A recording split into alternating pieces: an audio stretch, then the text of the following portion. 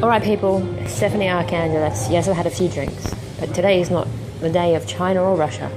It's the day of a combined effort, with food anyway. So I started out today making a chicken soup. Chinese chicken soup. Oh shit, it's spilling over, see? There is a whole chicken in here which cost me $3 from the Vietnamese people, along with 200 grams of corn, 1 whole onion, 2 tablespoons of diced garlic, and that's it. It's a really pure, smooth soup. So you think it was Chinese? I added a cup of Shaoxing wine. But then, you know, I thought, this is really boring. I added some rice, and I thought that's still boring. And some diced wombok, or Chinese cabbage. So now I've had a wombok, Chinese cabbage. I'll show you quickly.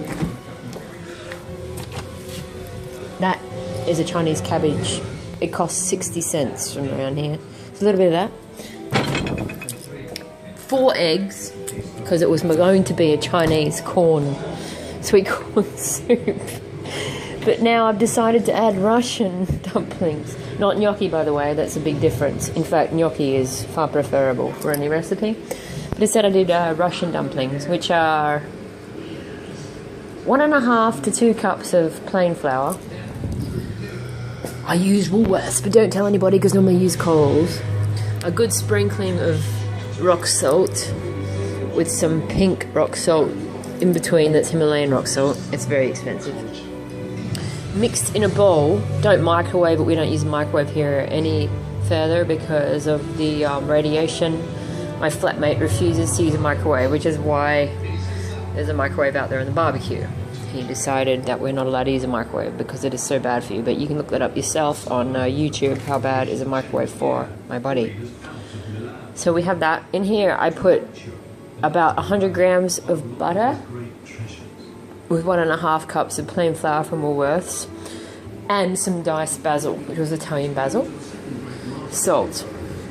Now I've turned all of those little balls, I've rolled them from the flour and butter that melted together. I mixed. They're now balls. Hang on a sec. That's it. Now, some of these little balls have a naughty thing inside, because I'm naughty. I've put inside some of them some mashed together sliced cheese. So you just fold the cheese upon itself and put it inside the balls. Let's have a look. That might be a cheese ball. It won't be cooked yet though, because I can just put them in. Let's have a look.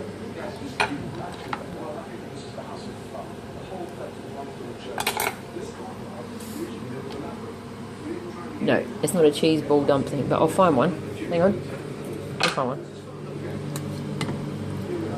This is like a cheese ball dumpling. So yes, I get whole chickens for $3.99 from the Vietnamese, but they are very small. They're like a spatchcock. In fact, they are a spatchcock. It's what you call that in France. Ooh, look at that. See that? Look at that squidgling everywhere. Now this is something you can get from the shopping centre if you're a big fat piggy. Look at that. That is a Russian-style dumpling oozing out cheese. Now, you probably wouldn't want to use sliced cheese if you're a chef in a restaurant or whatever. I'd use camembert, but I just use sliced cheese for this time round.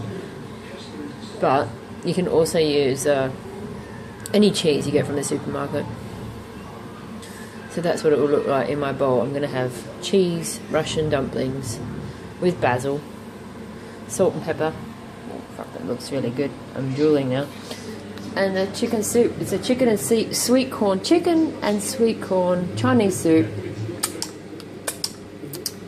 Licking my fingers now. With the cheese, Russian herb dumpling.